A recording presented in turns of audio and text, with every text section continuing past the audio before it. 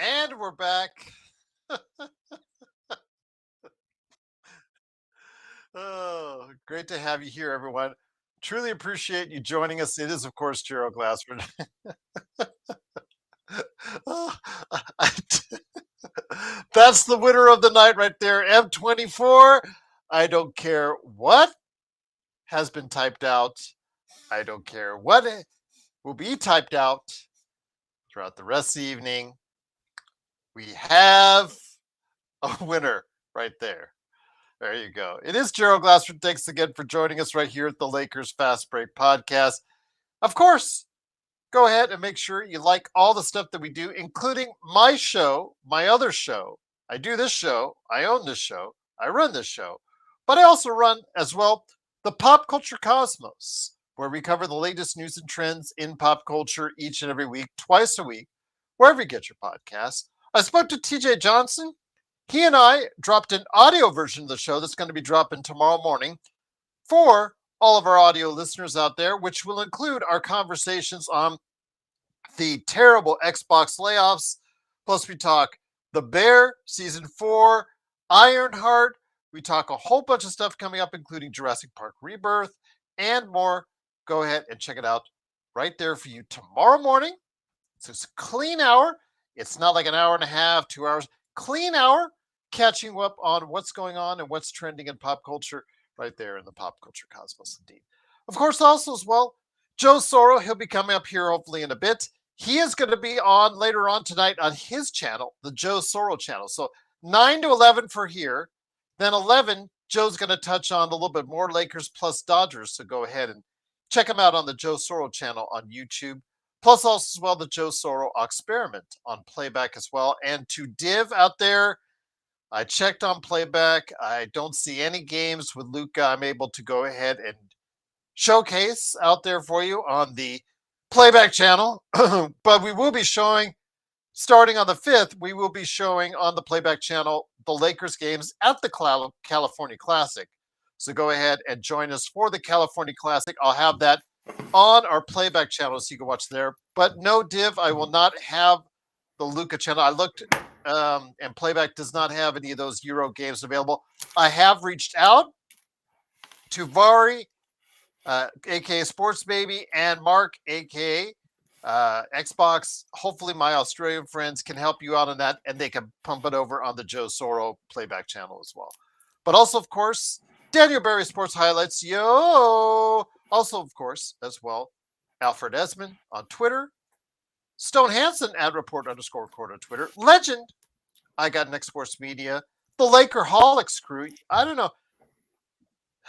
Sean, do you think Laker Tom is saying that Deandre Ayton is the next great Lakers center by now? Do you think he's already typed those words? What are the odds on that? Because, I think he already had like 5 or 6 articles ready to post, Gerald. okay. All right. All right. Because, you know how he is. He was saying Colin Castleton was the next great Lakers center. And we saw how that went. But yes, follow the crazy guys today at the Lakerholics crew at Lakerholics.com. Of course, also as well, want to go ahead and give a shout out to Empire Jeff. He, I guess he's going to have a show where talking about Jaxson Hayes and debunking, I guess, the controversy that Trevor Lane started earlier today in regards to the fact of does he have a no trade clause or does he not have a no trade clause by the fact that he signed a 1-year deal and the whole bird rights issue and all that. So, well, it's in the collective bargaining agreement. He does have a no trade clause. It's in the collective bargaining agreement. But yeah, so he said that Trevor Lane did, but I guess according to what I saw, the listings that Jeff is going to be talking about debunking it, and I don't know. Like I said, after our show, after Joe Soro, go check out Empire Jeff TV. Clear it out. I'm not going to make a big deal about it because Jaxson Hayes is at a year at $2.8 million. It's the veterans minimum. Really, how much do we actually care about whether or not we can trade a veterans minimum contract? We need to discuss the player and how he fits on this team going forward. That's what we're going to discuss on today's show. But yes, give Empire Jeff a shout out. He also covers the Dodgers as well.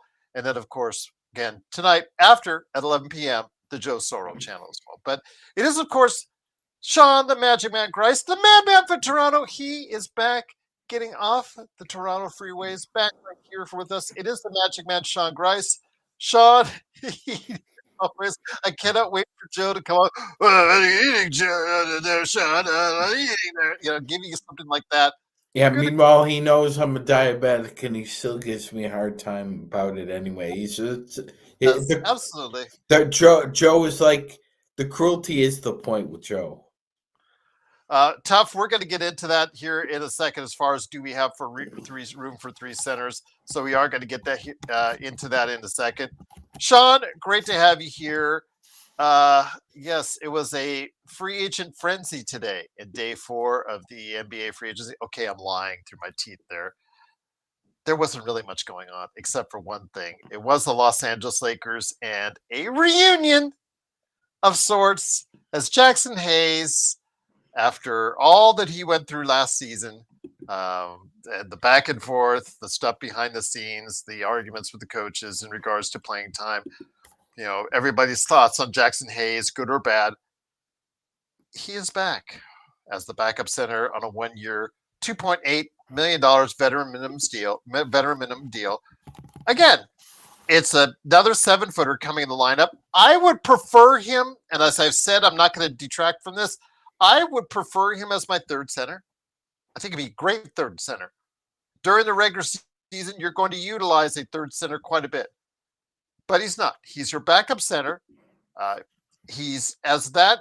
He'll give you 10 to 15 minutes a game, available for the lobs from Luka. Obviously, something he does very well for the regular season. Defensive awareness is still bad.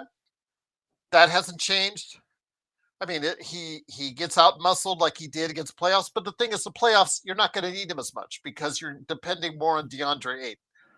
It's not going to hurt you as much because you can't count on him as much in the playoffs. But for the regular season, I think there's going to be some times where people be kind of excited when he catches 3 or 4 lobs in a game. But then he lets 3 or 4 lobs go by on the defensive end. But again, this is Jaxson Hayes. 7 years in, this is who he is. A good backup center. We got him on the minimum. We got some size. And again, it's not the ideal fit for the Lakers, as we found out. But hey, it's something that's going to work better than having the 100-year-old front court that would have been staring us in the face without Horford. But again, I don't want to say that too harshly because Al Horford, in his final years, all should get more of a chance to play as well than just be a backup. With Boston, yeah, he was technically a backup, but he got a significant amount of time, and he can still do things out on the floor. So maybe he'll find a better fit, maybe as a starting center for Golden State or Indiana going forward. But I think this is good for what it is. And what are your thoughts on bringing back Jaxson Hayes? Again, he has his flaws. We know this, but in a reduced role like it once was behind Anthony Davis, it doesn't look so bad. It doesn't look so bad at all. Actually, no, it doesn't, Gerald. I agree 100%. I mean, between Deandre Ayton and Jaxson Hayes, we know what they are and what they aren't. And both have flaws.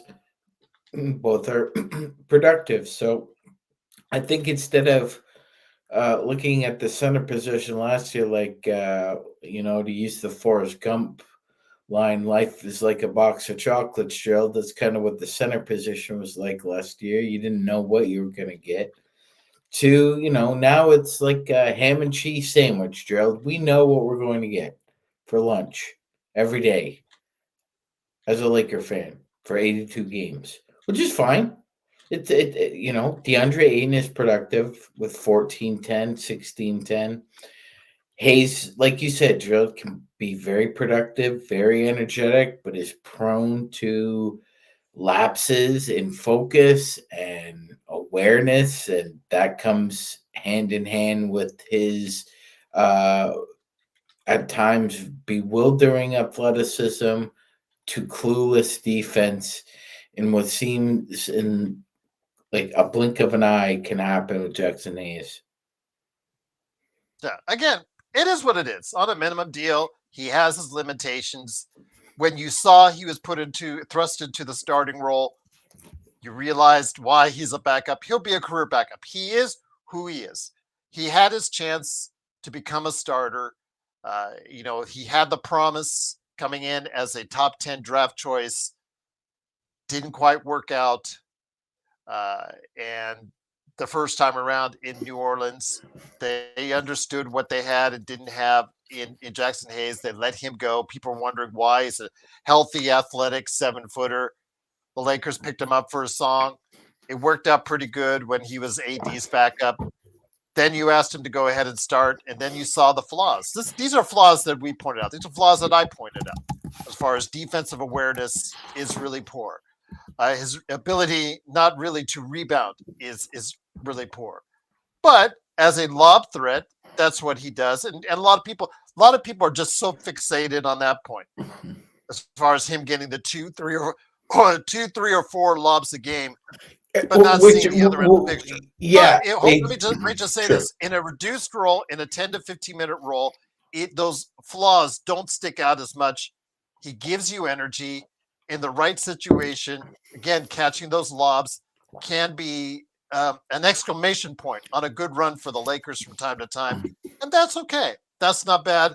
Just don't expect a whole lot come playoff time from Jaxson Hayes. And as long as you're not depending on him, I think, again, for a minimum deal, I think it's pretty good. I'll take it. I would have liked Chris Boucher, your man from Toronto, probably to give that a whirl a bit better as a guy who can protect the rim and also shoot the three. But again, beggars can't be choosers. Beggars can't be choosers, Gerald. And maybe the Lakers want to spend the BAE on somebody other than Chris Boucher, but I think that would have been a wise investment as well, Gerald. That being said, I mean, yeah, you could do a lot worse than Jaxson Hayes as backup center in the NBA. So I think he'll be productive. I think it'll be a usual Jaxson Hayes season. Hopefully he's able to stay healthy. And I think he'll just learn to blend into whatever role is thrusted upon him. I will say this though, Gerald.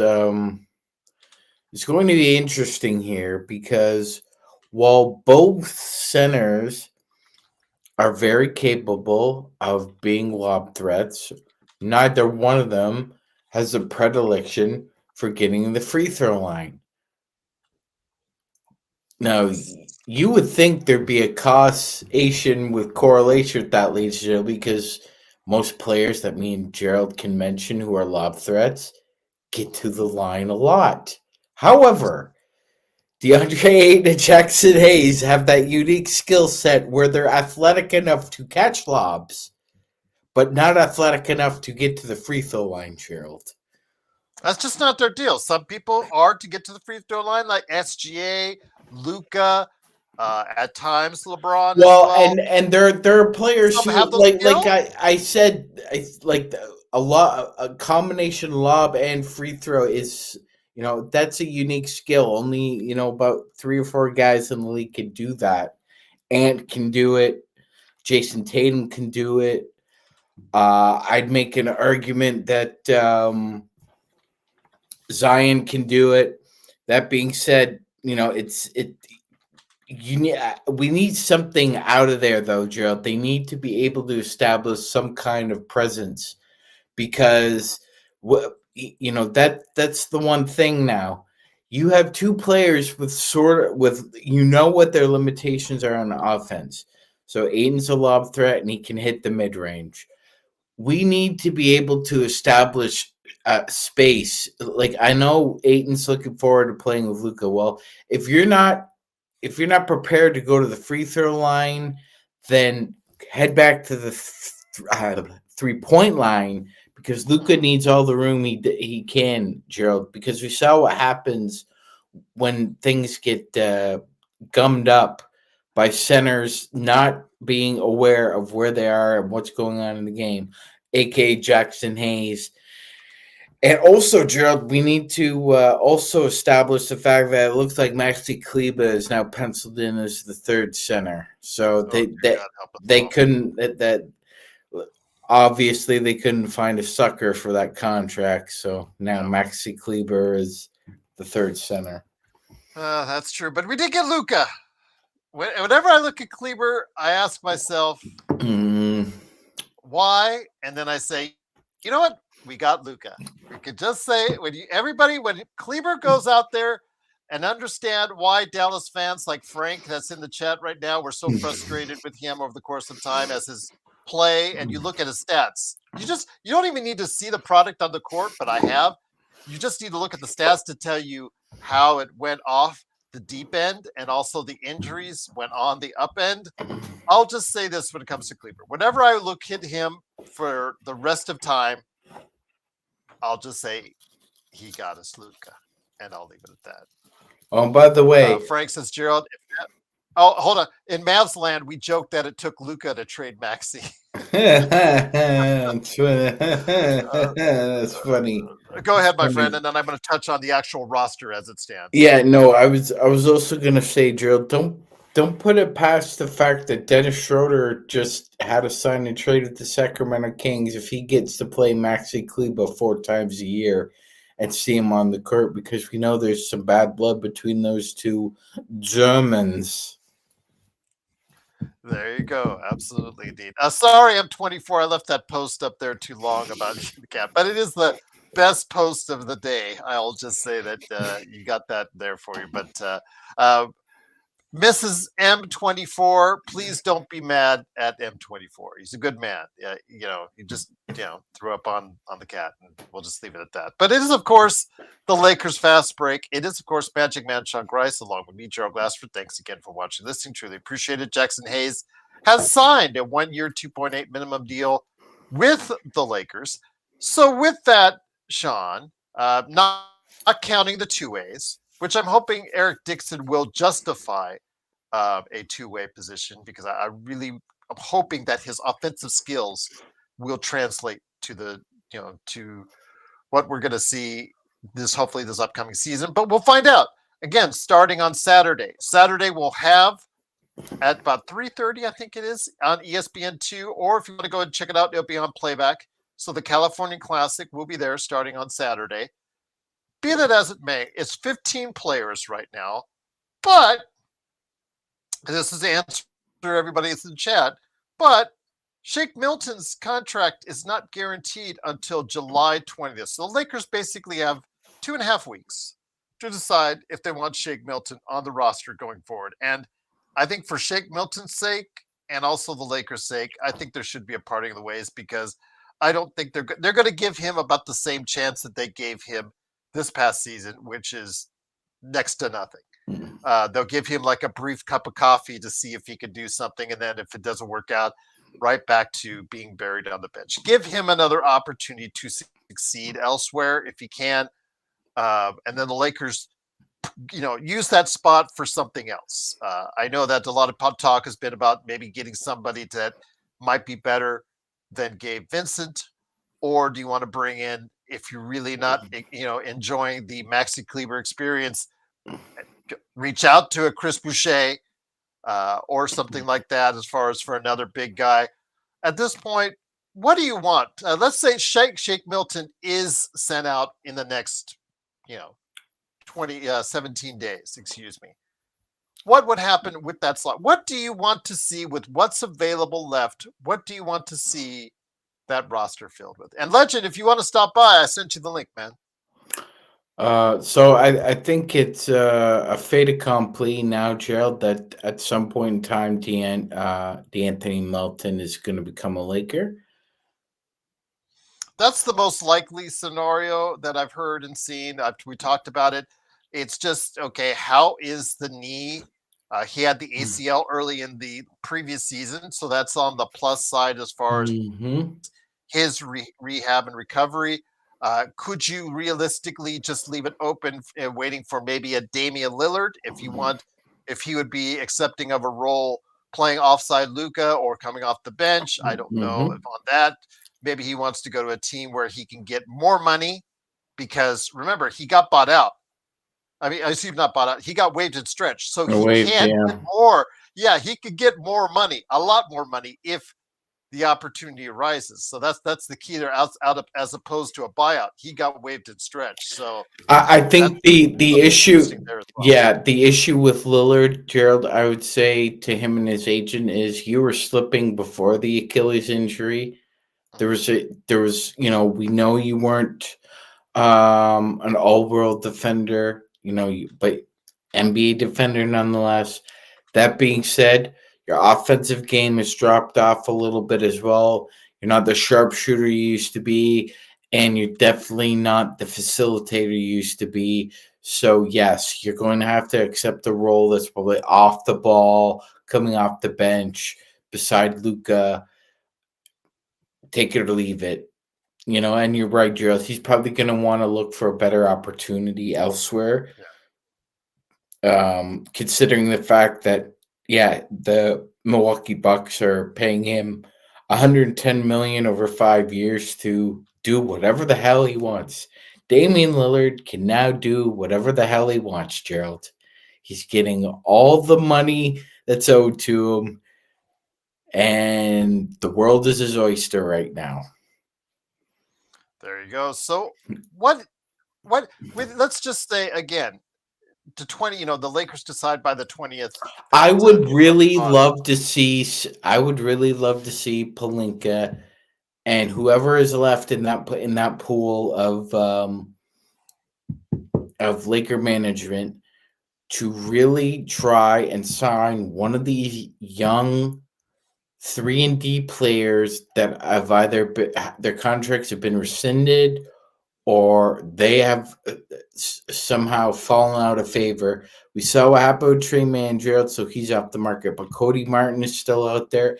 Gerald, Amir Coffee is liked by Amir a lot of people. Coffee.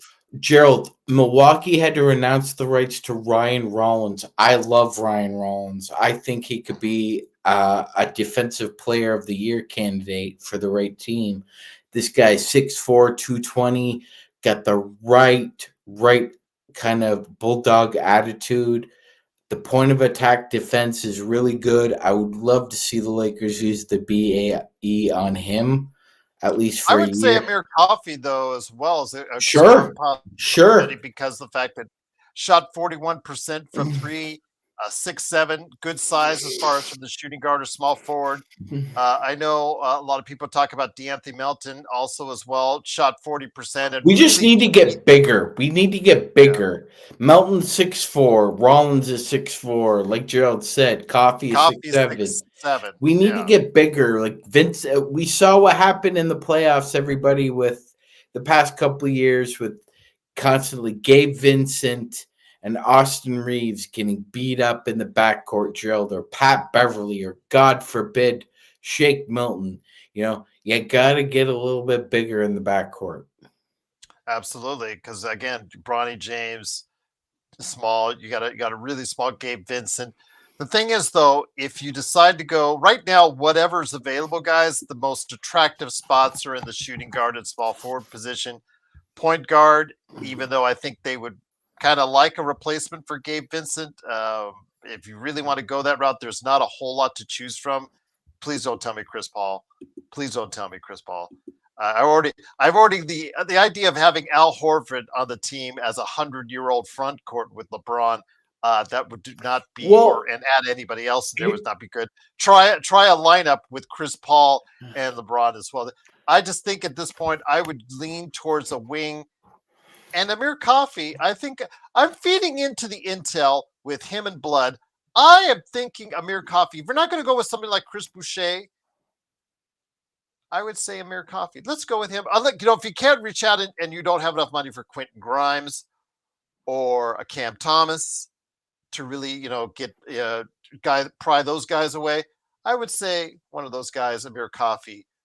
Amir Coffee, I think for me as well. I think that's Amir Coffee. I'm sorry, Johnny. Wenyan Gabriel and JT Thor are not walking through that door. Oh, I made a rhyme. Try the Kings, though, Johnny. You like the Kings. Have them walk through Vivek's door. Yeah, maybe that'll work.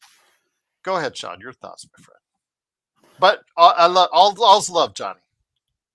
Well, you know what, Joe? I honestly think, in the old CBA, I think there'd be a time and a place where the Lakers could probably take an advantage of this situation with restricted free agents because of the old poison pill clause that was in restricted free agency contracts that was most famously made by with Jeremy Lin and Omir Sheik. Um, from the Houston Rockets. Unfortunately, yeah, those levers are not available in this new CBA. This new CBA is crippling to try and not only keep your own young, promising, developing players, Gerald, but to snatch a player or two from another team.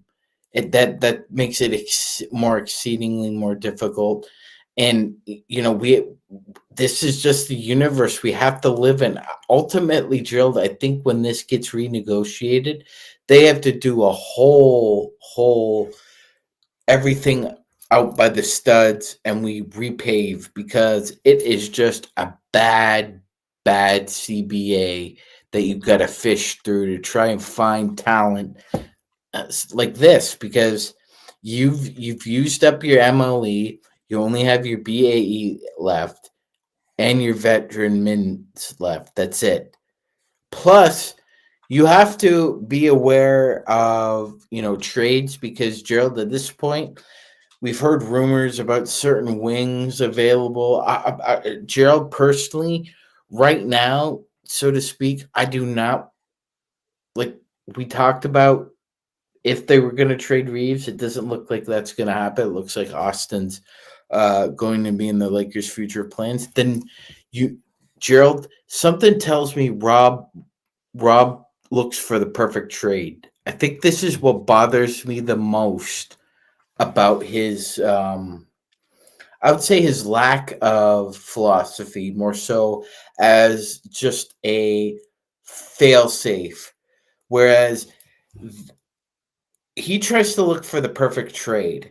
And in Mhm. doing so, oftentimes what he does is he overlooks a great move or a good move and he passes it up for the perfect trade. Mhm. I think that Gerald, this is where an organizational structure really helps, where you have a certain pyramid of structure and organization, and people feeding off each other's sources and their information. And Plinka really, it looks like he only it gets evaluations from other agents. Like that. That's the vibe I get here. Is that rather than looking into scouts, as opposed, maybe his own scouts on the Lakers, but it seems like his source of information for NBA players is through agents rather than executives or scouts or analysts. And you know him seeking the perfect trade often undermines what we're trying to do here. Once again, it is the Lakers Fast Break. It is the Magic Man Sean Grice along with me, Gerald Glassford. Thanks again for watching, listening. Don't forget at 11 p.m. if you hop over to the Joe Soro channel on YouTube, he'll be there talking to you about the Lakers and the Dodgers.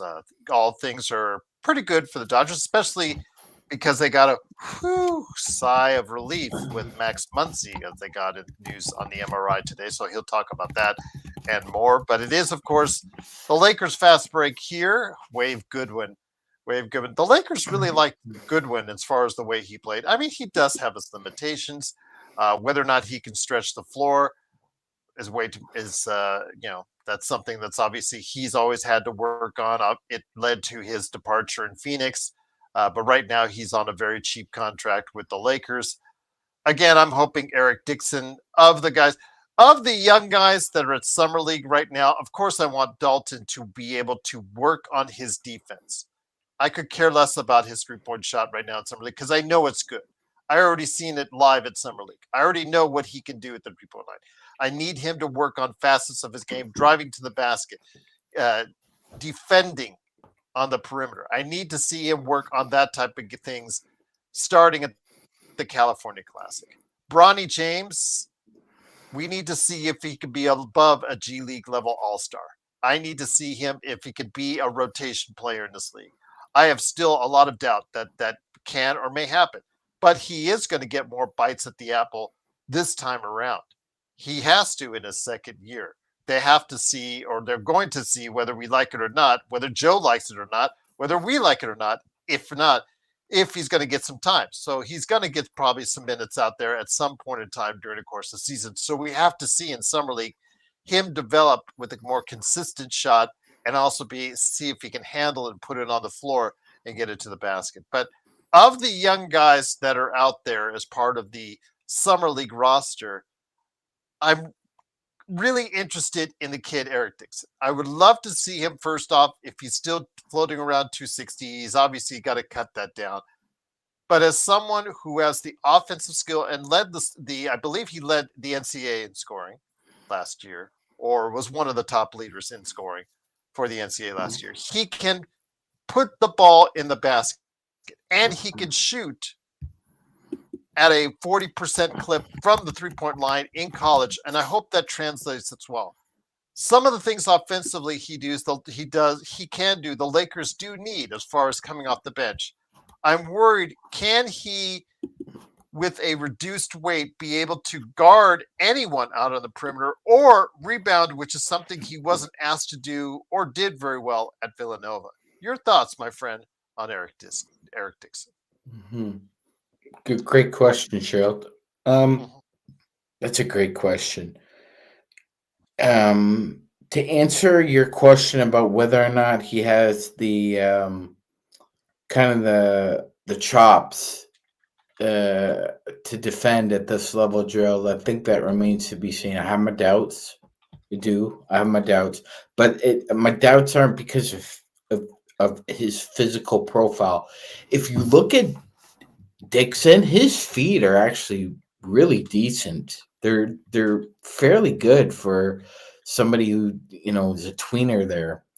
So if you have decent feet and you lose weight, I think you can work on that. I think one of the big problems, Gerald, the guys that I'm gonna use him, God rest his soul, Robert Tractor Trailer, God bless you, Robert, and guys like Kenny Lofton Jr., Gerald. I think because they had a lot of girth, they were able to create separation offensively, and Dixon was able to do the same thing at Villanova. Because you're just a little bit bigger, you're built more like a farm kid than most guys at that age. You're able to create space, and you're also able to create a physical presence. I think Dixon can do that offensively at the NBA level. Defensively, I'm just still not sure. Like you said, I think if he lost the weight and he worked on his defense, I think he could, because again, his footwork was pretty decent. I mean, Villanova, even before Jay Wright with Massimino, Gerald, they didn't recruit scrubs defensively. You had to hustle. You had to be able to have some form of defensive prowess to you. So I think there's a defensive player in there, Dixon. Just like you said, he has to lose the weight. That was a problem with Robert Tractor Trailer and Kenny Lofton Jr. as examples. This is defensively, they had terrible feet and they were able to be taken advantage of, and that's why they couldn't make it in the NBA. Martin, and also as well, Corbina. We'll get into LeBron here in a little bit because that is still lingering, and we know how Joe felt about that as far as anything on that end. But again, I just want to say there are things that the Lakers still, as fans, you need to look for when they go out and they play at the California Classic upcoming this weekend, and then also next week when it comes to starting on the 10th. Summer League, which will have all the Lakers games if they're made available on playback.tv/Lakers Fast Break. So join us there. Whether or not I'm at Summer League or not, I'm still trying to make my arrangements for there. We'll still have it up for you on playback. But I will say, Sean, again, when it comes to the Lakers, I still think they can do some tweaking around. Still think they can do some tweaking around the edges. I know Shake Milton's contract will probably, I think they're looking for a better option. I think there's still a couple better options out there than Shake Milton. Again, for Shake Milton's sake, give him an opportunity to play elsewhere because obviously you don't have great plans for him. Bring in someone. I know Intel, Blood are really on the Amir Coffee train. I don't see that as a bad choice at all. I see that someone, who plays pretty Reliable. good for the Clippers. Yeah, viable for the Clippers. I know he has some flaws, especially on the defensive end, but someone in his limited amount of time scored almost 10 points a game, 40% for the 3-point line, 90% from the free throw line, and 40% from the 3-point line, almost 50% overall. Those are not bad numbers, Sean. Those are if the eye Actually, test Gerald, if you're paying that for the BAE, you're paying a third of what you're paying DFS for the same production from Amir Coffee. So I yeah, mean, yeah, thank you very much. Yeah, that would be a good move. absolutely. So we'll see what happens in regards to that. I know that you guys are talking about Jonas Valanciunas, and Sean alerted me to this earlier. The possibility that he is verbally committed to sign. Is it with a Greek team? Yeah, Olympiacos Panathinaikos? Panathinaikos. Yeah. Yeah, Panathinaikos. Say that 10 times fast. And he's willing to give up the full amount he is owed by the Nuggets to leave the NBA. That's per league alerts. So I haven't heard it from Shams. I've just heard it from Full Court Pass, Basket News, League Alerts. Maybe he is getting homesick, so we'll see. But again, it's not official as of yet, but it's something that has been rumored on Twitter. But it's gaining more and more steam, so it might be something that's interesting. That obviously brings down a notch as far as the backup that you had in mind for Denver. Although if that's the case, you could probably, with the money that they save from the Cam Johnson deal, you can slot in maybe an Al Horford or a Boucher or someone in there as far as for a big man that may not be as far below Valanciunas as people think. So I'm thinking Denver will still do something to get it done. I'm not too worried if the Valanciunas thing is actually going to happen. But yeah, this is interesting. I still think overall Denver, I still think Houston, and I still think Minnesota. I still see them passing by the Lakers at this point in time. I still think the Lakers, as was mentioned by Martin and others in the chat, I still think they need a little more. A little more. Yes, a little more is right. I agree. I agree with you. I agree with Martin. I think a lot of Laker fans agree with that, Gerald. Just it's not there yet. There's still a little bit of a talent gap. You need to close it as much as you can. Legend of Experiment says Gerald Sacramento took Sarge. Yeah, that was the funny thing. I mean, Sarge was a complete disappointment in Denver, and Sacramento took on the money. Well, the reason why was Sarge is expiring. That's why, and Valanciunas has 2 years remaining. That's why I think they were saving $10 million. Sacramento was, so that's why they took Sarge, who played like a stiff last year, for lack of a better term. So I think that's probably why they were saving money. That's why they took the deal, and I think that's why they'll probably still take the deals because they want to just to wipe that extra $10 million off the books. As far as, but Jonas was going to leave anyways. Yeah, Jonas was going to leave anyways. But again, But I mean, this is the second year in a row, ladies and gentlemen, that the Sacramento Kings have have traded away a player that has decided to go back to Europe. Yeah, I don't think Sacramento knew that or was made aware of that, because if that's the case, then they could get a buyout for that. Or maybe it's just about saving the $10 million, Legend. Even if you have to pay it out or he pays it back to you, however that's going to work itself out, we'll have to wait and see. But maybe Sacramento wasn't aware of his desire to move back if it comes to fruition. Again, I've not seen any official reports or Shams or anybody from ESPN, the NBA, really put that out there. I see this from alternate sites. sides, but it's since it's gaining so much steam, it obviously is looking more and more that might be the case, and we'll see how that lays itself out.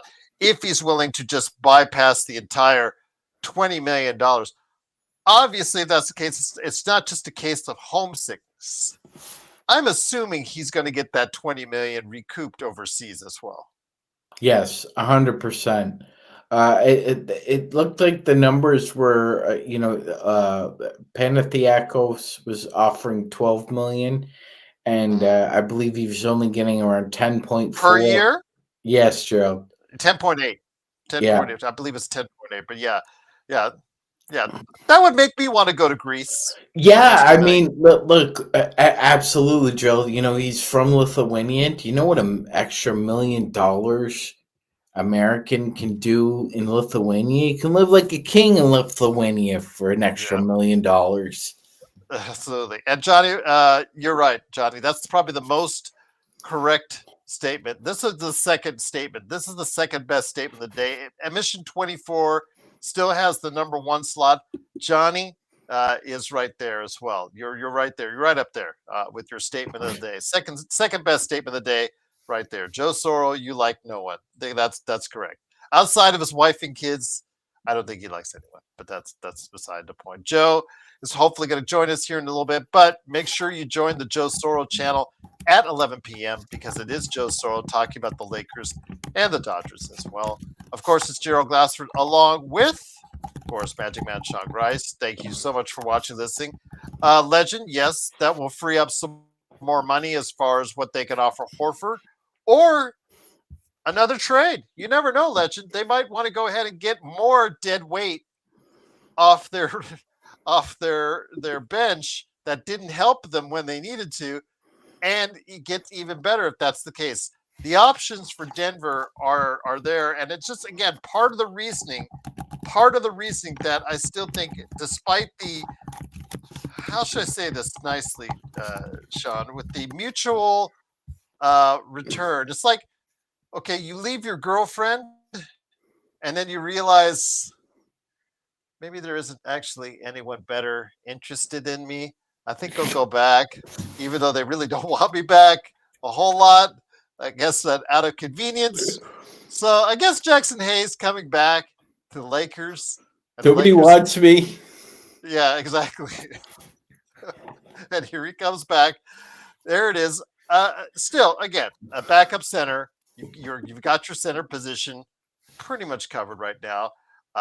You're a team that looks like can compete in the West. I don't put them in that top four right now. I'd still put them in that 5 through 8 category, however you want to slot them. I see them as right around what you would put Golden State, what you would put the Clippers.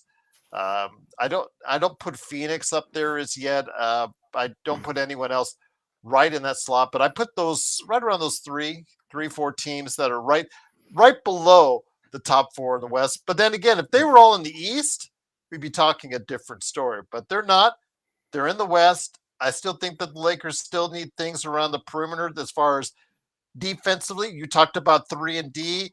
I'd like to see a better backup point guard. But then again, Austin Reeves, I think he'll once again take a share of the duties as a backup point guard, along with being the starting guard. So when Luka goes out, Austin Reeves will probably run the point. Mm-hmm.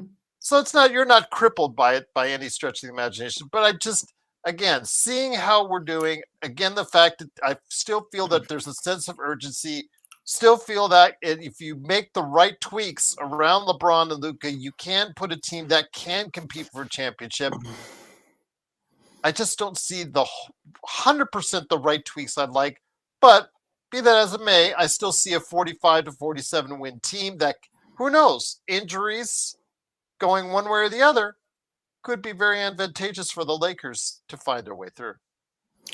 100%, Gerald. And one thing I will say is, it's interesting. In the NFL, there's something called turnovers, Gerald. And year to year, that differential cannot, usually does not translate. So just as an example, a team may have, 14 takeaways and only 4 giveaways, right? Mhm. So you're a plus 10. But that doesn't always translate to the next year.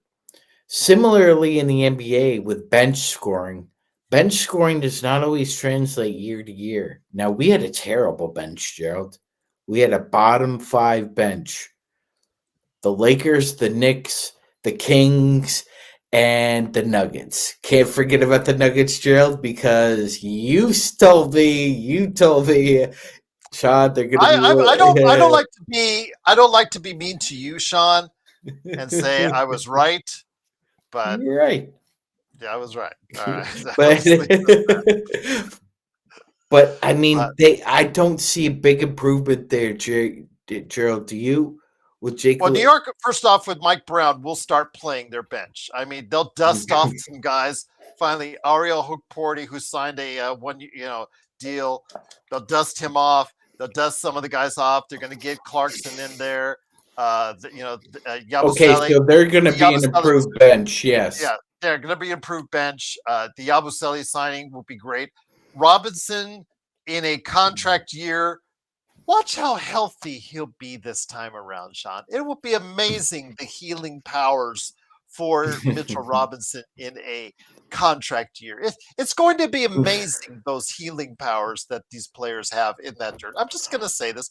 In fact, I expect some healing powers for Deandre Ayton to probably get around 70 games, which would be close to his high as an NBA player, because he's only played above 70 games once. Just watch the healing powers of a contract, as far as being out there in the summer that he can go ahead and get next summer. Just see the healing powers as far as his availability. Just see how that works. Of course, if it's a legitimate injury, I understand that. But you know how it is. A lot of these players that are seeing free agency, they have a tendency to get a little bit healthier in that year or play a little bit more injured per se. Don't you think? Absolutely, 100%, Gerald. And by the way, one of the big reasons why you try and pure cure depth in the NBA is because one, in this new cap era, they're out the door in about 4 or 5 years. So you better get, well, the getting's good when they get in the door. Secondly, uh in today's NBA, Gerald, there is nothing that feeds chemistry better than everybody contributing. And now that everybody's seen what OKC did with their depth, Houston's added to their squad. Denver's trying to do the same thing. We've seen what Minnesota is doing. What's going on here is that you need both depth and you need your young players to outperform their contracts. In a championship year, do not overlook the fact that almost everyone on a championship team in the NBA has outperformed their contract. So that would mean Laravia plays above 6 million. That means Ayton plays above 8. I agree with Gerald. I think he will. Um, that also means Austin Reeves having a career year again, Gerald, following up a past career year. So I mean, a lot of things have to go right here, even adding a little bit more for the Lakers to contend, because we don't have the depth that those other teams have, and we don't have the realistic point of view that the guys we do have will outperform their contracts. Progressive, you've been. I wish you had been here for the past 2 years. We have been preaching ever since the draft when we said live we wanted to get Cam Whitmore, about our affection for Cam Whitmore. I understand. We've talked to Frank from the Chop Shop on this show. He's had his reservations, like many Houston fans, with Cam Whitmore because, again, the talent is there, but he doesn't always put it together in certain areas, the effort, things of that nature. I get that, but I still feel he is a 20-point scorer in the making. Whether or not he gets that opportunity, again, a lot of that is up to him. I would love to see him get that opportunity on the Lakers, but we'll wait and see. This supposed 7, 8, 19 team trade. I don't know how many teams now that are going to be involved into it. That has not been executed yet. Although the trades for the most part, and a lot of these contracts don't become official until the 6th of July. So I'm assuming that they're still working on the particulars, and I'm hoping the Lakers will be a beneficiary of it. So, Magic, for all the Amir Coffees, Chris Bouchers, or anyone else as far as restricted free agents, Grimes, Giddey, whoever you want to slot in there as far as that final spot, that may have to wait.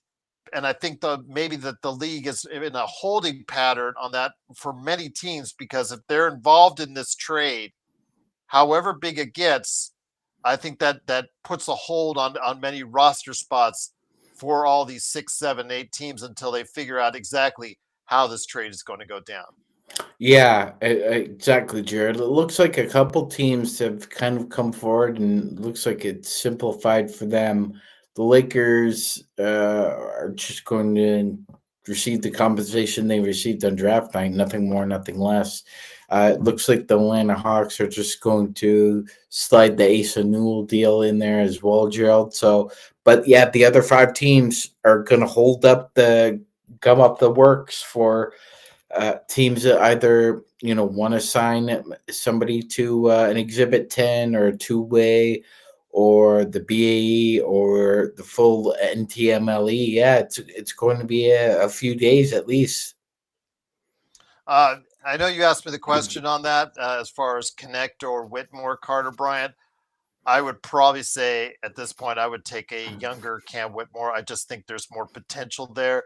I love Connect. I love his outside shot. I know a lot of people have been endeared to him. But as I've said on this show, as much as I love Connect as far as the offensive end, there's the defensive end. He is one of the softest players in the NBA. We saw that time and time again when he was out there on the court, and he was a target for the other teams on the defensive end. He has to play with more force, more strength, and he has to move his feet a lot better. And if he can do that, he will stay on the court. If he can't do that, Sean, Connect is still a liability, and that could follow him wherever he plays, wherever he goes. If he cannot defend, even at an acceptable level, I'm not even talking about at an average level or whatnot, just do enough to keep yourself on the floor so you can showcase your skills as a premier outside shooter. If he could do that, that would be awesome for the Lakers. I'm not convinced, though, that I will see it. I really like the kid. I saw him live Summer League. I really like what he does, his work off the floor, the way he took attention to the fans, his teammates, everything there. I saw this when the camera lights weren't on. I really want this kid to work out. I really would rather work out as a Laker. But if you told me today which would I go for, a Whitmore or a Connect, I would have to go with what Whitmore can do. That's what, 4 or 5 years younger. Hell, can we do the can we swap shooters? I'll take Reed Shepard. You guys want Dalton Connect? I don't think they'll get. I also saw Reed Shepard play against Dalton Connect that first game. Well, also because Bronny, I think that was the same game Bronny missed. He lit him up pretty good, Gerald. He lit him up pretty good. Oh, he was toying with Connect from the outside. He was doing his fancy dribbling, whatnot, and then all of a sudden he's chucking up, and it's just like a man can dream, though. Man can dream. Everybody was oohing on it. I mean, that's why I thought Reed Shepard was really going to hit, but obviously he had his first season. We saw how that went. With the revamped roster in Houston, they're obviously going to give it a little bit more. Reed Shepard a little bit more prominent role and see what they got there with him. I think they're going to be pleasantly surprised with Reed Shepard, but I can't Whitmore. Again, it also comes down to the age. Connect is a more finished product at what, 24, 25 right now. Yeah. And then Cam Whitmore is at 20 or 21 at his age. So that's what I would go with. But again, we're just all speculating that Whitmore may have to be traded. I mean, they waived Jock Londale, was it today or yesterday in Mm-hmm. Houston? So they're going to have to go ahead and figure that out as far as the taxes and where they fit into that. So they may not need to make the moves that everybody is speculating on if they're still trying to facilitate a large multi-team trade. I'm just hoping the Lakers can get involved, and if they're smart, they could go ahead and do what they can to benefit from it, Sean. Absolutely, Gerald. Because I'm with you. If we don't have to separate the relationship between the Lakers and Dalton Connect, we shouldn't have to. From what I see on the socials, Gerald, he's going at it three times, 3 practice sessions a day. So it's not for a lack of work ethic if he comes back and it's still the same results. I at that point you just kind of maybe throw your hands up in the air and say maybe it is the situation he's in. Maybe if he went to another place, he'd thrive. I think the judgment is still out on that one. I still have high hopes for him. Um, I wouldn't trade him for Cam Whitmore right now. I mean, God, he only got through his rookie season. We've got a team friendly contract here. You can evaluate him for 3 more years, Gerald. Yep, absolutely. 805, thank you so much for the super chat. Could we swing a trade for Drew or defender?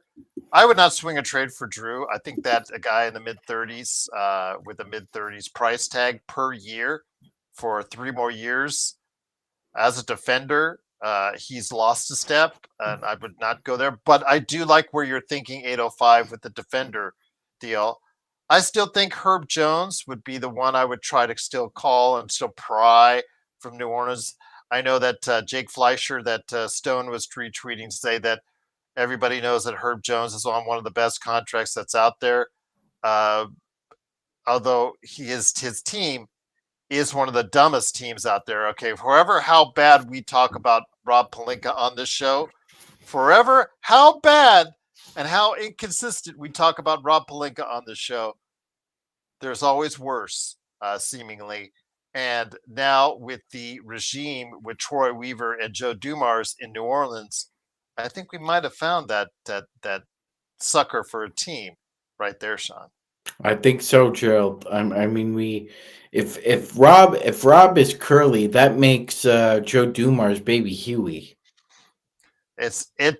I have It, no idea what they're doing. I he have is no idea really why you would give up an unprotected 2026 pick and possibly the best draft of this decade for who was it? The kid from Maryland, yeah, Derek Derek Queen. Queen. Yeah, Yeah, Derek Queen. That kid better produce, and that's putting a lot of pressure on the kid, especially when you've got what happens to Misi now. What happens? You got Kevon Looney going there. What happens if you want to play Zion at the center position? What happens if Zion has his legal troubles? All these variables there. What happens with the fact you've got Jordan Poole there that you brought in? Oh, but by the way, didn't you have DeJounte Murray healing up? Will he be ready? Where does this do? Plus, you drafted a point guard, Jeremiah Fears. If I was Trey Murphy the third and also as well Herb Jones, I would just get be me having the a great hell out of here. Yeah, get me the exactly. hell out of here. Yes. I'll go to Detroit. I'll go to Dallas. I'll even go to Charlotte, Gerald. Believe it or not, Yeah. just get me the Hey, hell out of here. Johnny, if you want Vando on the Kings, talk to me. Or if I'm Rob, talk to me because I want to get rid of that Vando contract as soon as I could. Um, you know what? That's underscore semicolon I. That's probably the best statement that you've made right there for you. Yeah, Vando. We are not on Vando Hill between Sean, Joe, and I. Empire Jeff is still on the Vando Hill. I know also as well. Jamie Sweet from the Lakerholics is on the Vando Hill. We have gotten off Vando Hill a long time ago because again, offensively, it's just that ugly for him as far as when he comes off the bench. And he is no longer the premier defender, although he is the best defender right now that DFS is gone. But that bar is no longer set that high, Magic Man, because Vando's just the eye test tells you that he is no longer the defender that he once was, in my opinion, from what I saw last year. Anyways. I agree, Gerald. And the bar keeps getting lower and lower and lower the further we get into this. But yes, he's not the defender he once was, Gerald. I No. agree. I saw him beat on several occasions by players that are not at an elite level. I No. saw him play by random rotation guys beating him off the dribble this past season. I noted that on playback. I noted that on this show. It concerns me. He still has good size, good range, decent athleticism. I'm not going to kid you guys wrong on that. He does give you those moments where he creates havoc. His best trait is when he creates havoc out on the floor, creating some steals, go diving for loose balls, et cetera, just creating havoc out there for a 1 to 2 minute span. He does that on occasion really well, but you don't pay him a 4 year extension at $10 million a year for that. For what he cannot do and cannot give you offensively, it's just a problem. And it leads me into my point, Magic Man. You got Laravia in there. And again, you are higher on Laravia than maybe I am. Also, as well, Stone is really high on Laravia. I want him to work out. I'm hoping that what we saw last year in Memphis and in Sacramento with Johnny's team is going to be an indicator of what's to come with the Lakers. And it's not on the worst contract in the world. You can go ahead and move it in the offseason. I know you were a little bit ticked off at the number, but it was able to be worked out that we got Ayton anyways. If you don't like it, you could move him before next season as far as the $6 million off there for next season and have that as far as available on the cap. So it's not like it's earth shattering by any stretch of imagination, but bringing him back, bringing Jaxson Hayes back, this was one of the worst benches in the entire league for a however you say JJ is. JJ at times tried to utilize his bench during the course of the season. Now, did he use it in the playoffs? No, he actually went away from his bench and the famous play my 5 guys only in 1/2, and that's it. You know, need I digress on that? But the part of the reason why he couldn't go to the bench is that he couldn't trust it. Seeing what he saw over the course of the season, he couldn't trust any of these guys to play consistently well off the bench, which is something is of great concern. And I'm not sure they dramatically improved it by what we got. I'd like to see 1 or 2 more additions to maybe help that bench out. What are your thoughts on the Lakers bench going into this season? Yeah, they need another, at least another guard or wing, Gerald. Somebody who can at least once every 6 or 7 games provide some kind of oomph. You need a little oomph off the bench. We had no oomph off the bench. None of it. Gabe Vince's hot and cold. I mean, Shake Milton. I mean, flip a coin. What kind of performance are you going to get from him? This is number 3 statement of the day, by the way, by Progressive. This is right there. You're if this is the Olympics, you got that bronze. You're right there. You're at the podium. Right there. That's good with Johnny and with Mission 24 right there. That's just really tight between that. He said that Vando's aging is like LeBron's hairline, which is even worse. So nice. Very nice. Very nice. It's pretty good.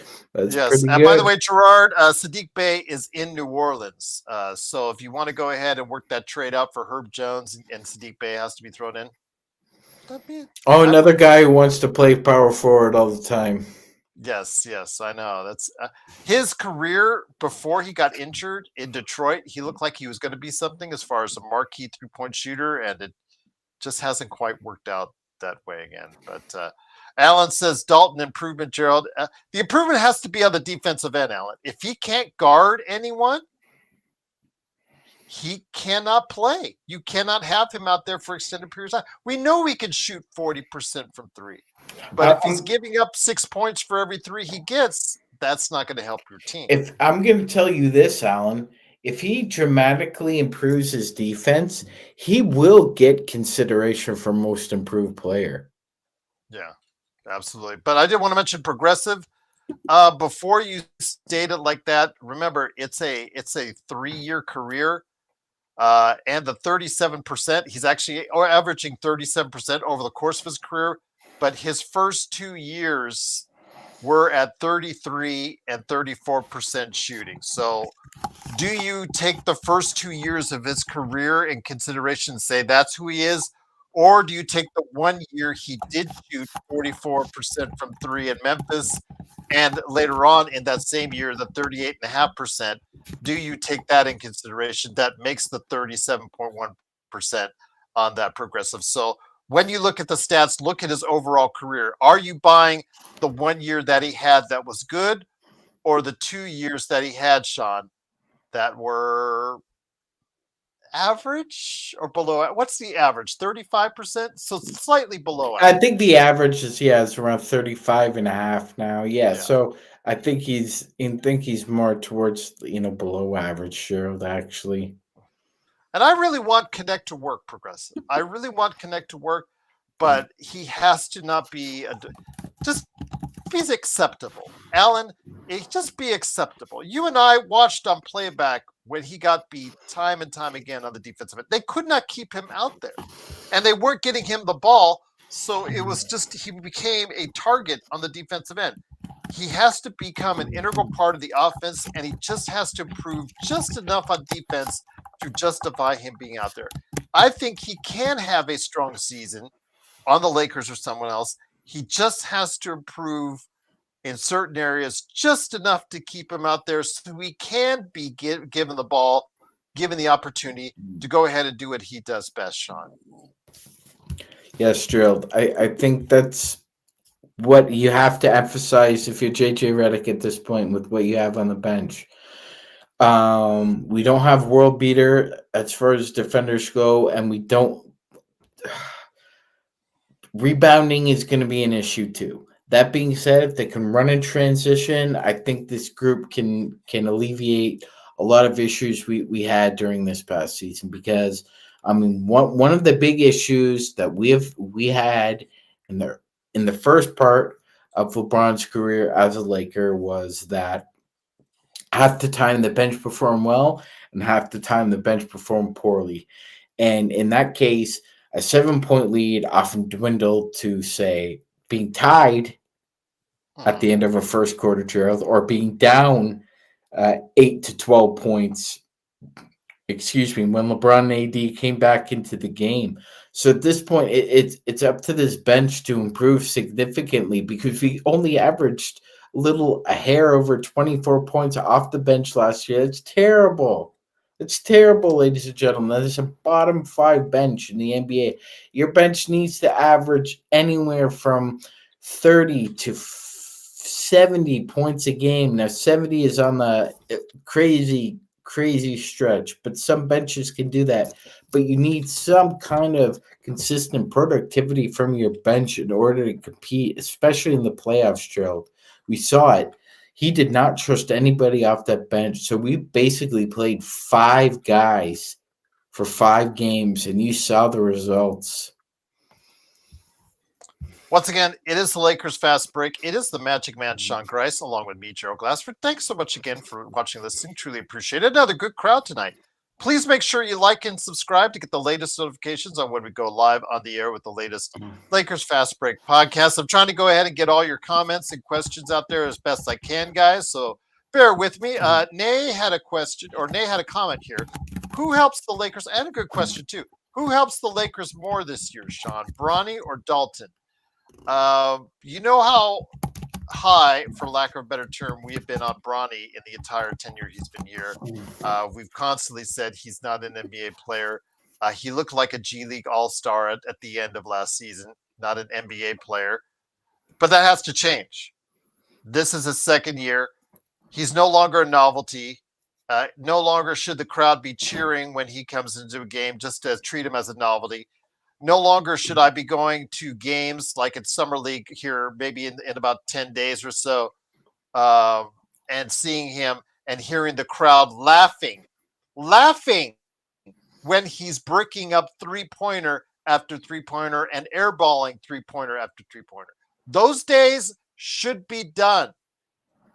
And if they are, he might actually be more effective this team than Dalton because, as Nay says, he doesn't trust Dalton for a piece of gum on defense. And I cannot blame Nay for thinking that. I can't blame him for thinking that because we saw it. You have to give effort. You have to be smart on defense. You have to be aware on defense. Bronny, for all the crap we've given him, all the crap. And again, if you become a member, you get to see what crap we meant by the video that got us banned on TikTok that Joe made, or that Joe talked about. I actually Well, made it. Joe got Gerald banned from Yes, TikTok. yes. Joe got me banned from TikTok because he talked a lot of smack when I told him that the Lakers going to drop Bronny, and he went off on me. Yeah, he Or dropped a no, lot no, of was that four letter words. no? That was the one after he found out that Bronny was drafted. I think that's the one that got me banned. Yeah, because But anyways, Joe's got a filthy mouth. Someone needs to wash it out with soap. can't wait till he hears that. But I'm just going to say this: if Bronny can find any outside shot consistently, and he is a better defensive option, he might become a part, as much as some people hate it, as much as I'm going to scratch my head on it, he might become a part of this rotation at some point in time in the season if he could go ahead and be able to be somewhat effective on the outside, simply because of the fact that early on, they're going to play drop on him. They're going to beg him to shoot. They're going to make him prove he has to hit the outside shot. But I will not question his intensity on the defensive end. He plays very hard defensively, and I give him credit for that. But offensively, he is as inept there last season as Dalton was on the defensive end. If we could combine the players into one, we'd have the problem solved, but we don't. So that's a good question, Nay.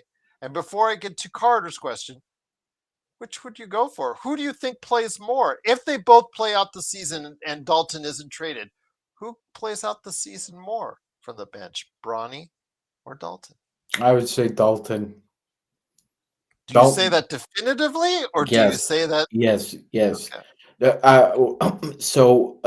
The huge advantage Dalton has over Bronny Gerald is that Dalton has an exceptional learned skill in that he can shoot, and he can shoot very well. Now, we saw a mixed bag of that last year, but there's no questioning Dalton's ability to shoot the basketball. I think even a small improvement, which I expect from him, would vault Dalton into a position where actually JJ does trust somebody off the bench. But I do see improvement with Bronny James, Cheryl. I mean, we're gonna have to. This is we have no But choice here. it cannot just be 30-point games. I cannot for every dollar, somebody said, if I had a dollar for every time someone said, "Oh, Bronny got 30 points at South Bay." Bronny got 30 points at South Bay. It's a South Bay. It doesn't count in the NBA. He has got to excel, and not just in summer league. He needs to excel when given the opportunity in exhibition season and going forward as far as in the league. Otherwise, cut your losses. Oh yes, because those two will be given every opportunity in exhibition. Oh yes.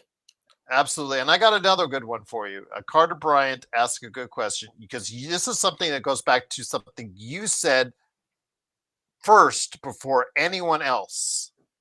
Do you think that Austin Reeves will be an all-star this season? You were first among the people that I ever heard of that said that you thought Austin Reeves was going to be an all-star.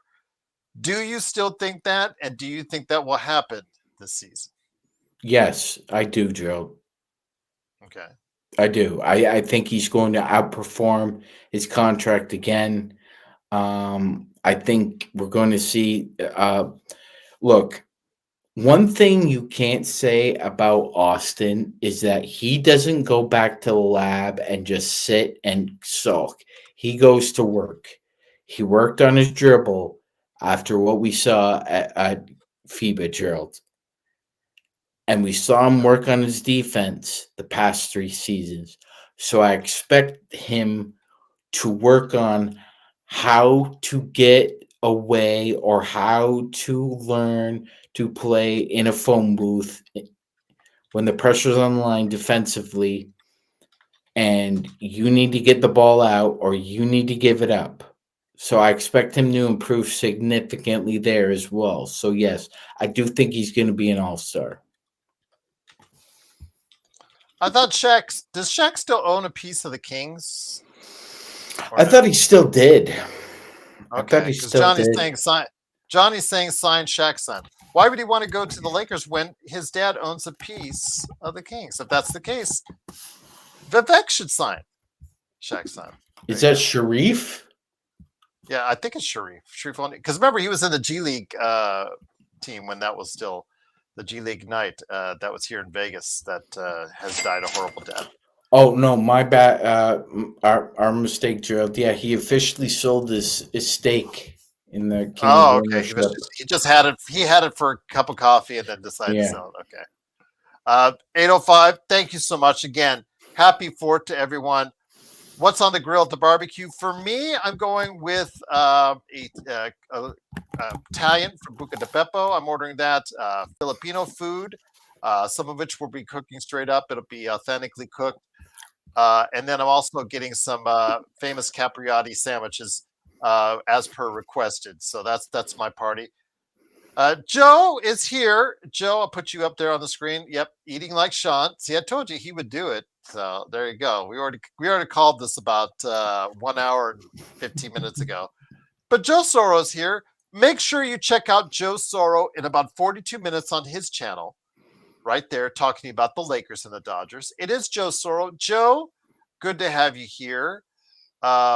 Yay, we have Jaxson Hayes back in the fold. Yay.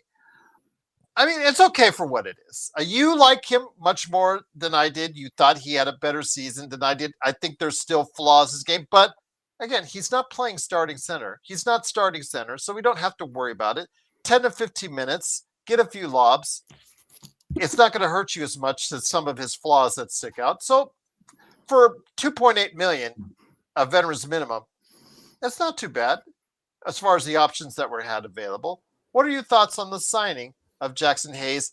Again, when it comes to the point where I said to Magic earlier, it's like when you dumped your girlfriend and then you realized maybe that girl was kind of all right to go ahead and stay with because you couldn't find anything better out in the open market. And the girl says, you know what? All right, I guess I'll take you back. I was surprised.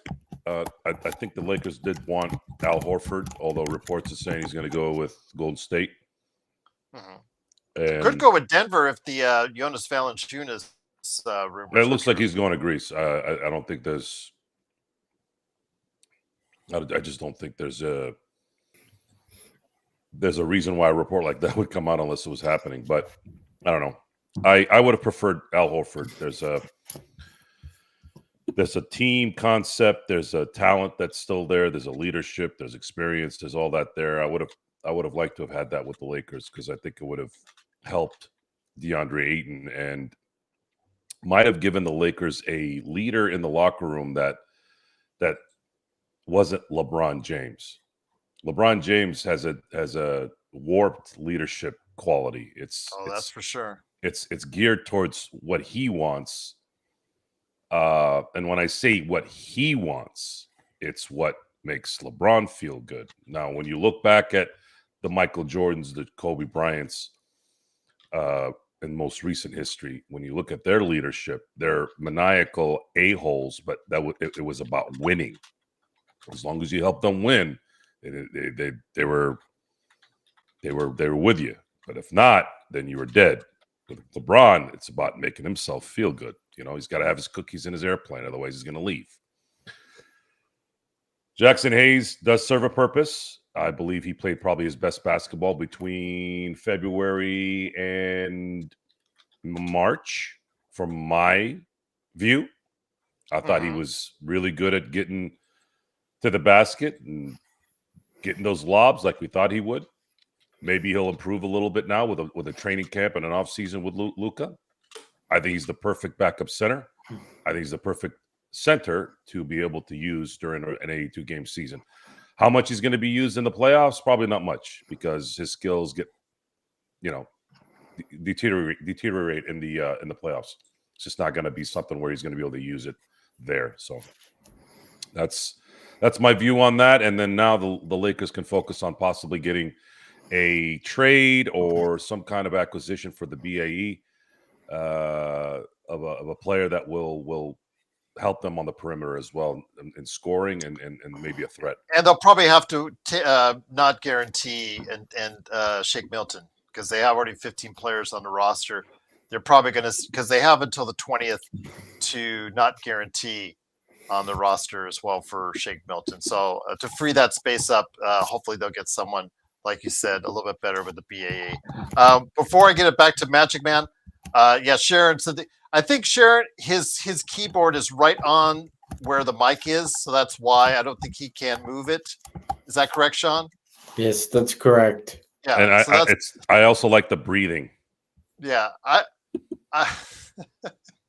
I'm trying to mute it. When he's typing, I try to mute it as fast as I can. So I apologize if I don't do it fast enough. So that's on me. When he tries to type, I try to. It reminds me of that Family Guy episode. Yeah. Yeah. Before I get to Sean, the question was asked by 805 on the super chat. What you got cooking on the barbecue for tomorrow? I have no idea. You have no idea. You're not prepared. I told you. I got Filipino food. I've got Capriati's Bobby's. I've got. What's going on the grill first, Gerald? What goes on the grill first? It's not going to be heated up. I think it's going to. The only thing that comes close to the grill would probably be some Filipino food. I don't know exactly which type that they're doing. I know some nilaga. I know some other types of food are going to be served and whatnot. But I think if there's anything as far as for meat dishes, it's going to be put in the oven or the grill. Here, but the other ones are just going to be picked up by me as far as some nice submarine sandwiches and some nice Italian food to go along with it. So there you go. But Joe, can't believe you usually anyone using a good smoker? They're the best. They're the best. Well, what did you have for Canada Day? I had some really nice spare ribs. There you go. Did you put them on you said the smoker, correct? Mm-hmm. There you go. Smoker. Indeed. I prefer a smoker to a grill, honestly. Mm-hmm. I don't think Rui is untouchable, just to answer the chat, because remember, it's an expiring contract. I think you guys have to be aware. If I'm running the team right now, let me go ahead and mute you again, Magic, while you're typing that out. I really think that the Lakers are in a position where they're good, but they're not at the top level of the four teams in the Western Conference. I think if they want to get to that level, they're going to have to start thinking of packaging the expiring contracts either before the season or during the season before the trade deadline. I know Joe and I have been back and forth on that, but the Lakers have 4 expiring contracts that could total up to $50 million or around $50 million. Is that correct, Joe? If you took the top 4 expiring contracts, those are options. Again, if the Lakers feel, again, you said that's different timelines, which was explained and outlined by Rich Paul, that the Lakers may be on 2 different outlines. But let's just say the outline of this team could be a pathway to getting just a little bit better. If you can do that with those expirings, I think the Lakers should be open to at least, contemplating that with Rui and or Reeves and the 2 expirings. I know they'll do it obviously for Vincent and Maxey. That's not a question, but trading Rui and Reeves should remain an open option until the trade deadline. No, there's not going to be a trade for Austin Reeves unless there's a immense difference in talent above him. But there is, I'm sure. I disagree with you there, because if they feel like they're going to lose him, no, they're not capable of doing that. That they don't want to do that. They want to keep him as part of the team. That's already been. But you said you would not pay $30 million for him. No, but I'm talking about who's in charge here. I'm not talking about me. Rui, Gabe Vincent, and Kleber will allow you to get a player that's making at the very least $40 million. Who's out there that's making $40 million that the Lakers could use? And then that team would want to move them. Yeah. So that's what you want to look at, because it's very likely that that player, unless it's a Bradley Beal type or a Sabonis type, well, Sabonis would have been a good thought, but it's better they went the Ayton way, because you'd lose your depth with Rui, and I've said that a few times on the show. So you have $40 million, in my view, that's realistically available to throw out there in trades. Maybe they don't get a $40 million player. Maybe they get a couple of $20 million players that can add to the depth. And it would, because you're essentially trading two players that do nothing for you. And then you're trading one guy that does something for you, but you might be able to trade that guy, because you're trading all three, for two guys that are going to be able to cover Rui and add another depth player on your team. If the Lakers, in my view, at this point, don't improve in the guard position, meaning if they don't get at least another guard that can play more athletic than Austin Reeves, faster than Austin Reeves, and get to the basket faster than Austin Reeves, then they're going to have zero chance of winning a championship next year. They have to get that player. And they have expiring contracts and some talent to do that. So they have to figure out a way here in the next week or so to make that happen. Well, again, I still think you have to keep your options open. I think it's wise to do so. Their option is open with Austin Reeves. They want someone that is much, much better than Austin Reeves to trade him. But I don't know who's out there that would be much, much better than him. I don't know. Who would want to? Are we talking Tyler Hero? Do you want to trade him for Tyler Hero?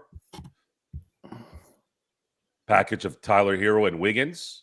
Why would Miami want to do that? Wiggins' name has been mentioned frequently in recent days. And remember this. This is something to remember. I cannot stand Andrew Wiggins. Can't stand him. I know that. However, if you can get him for expiring contracts and maybe a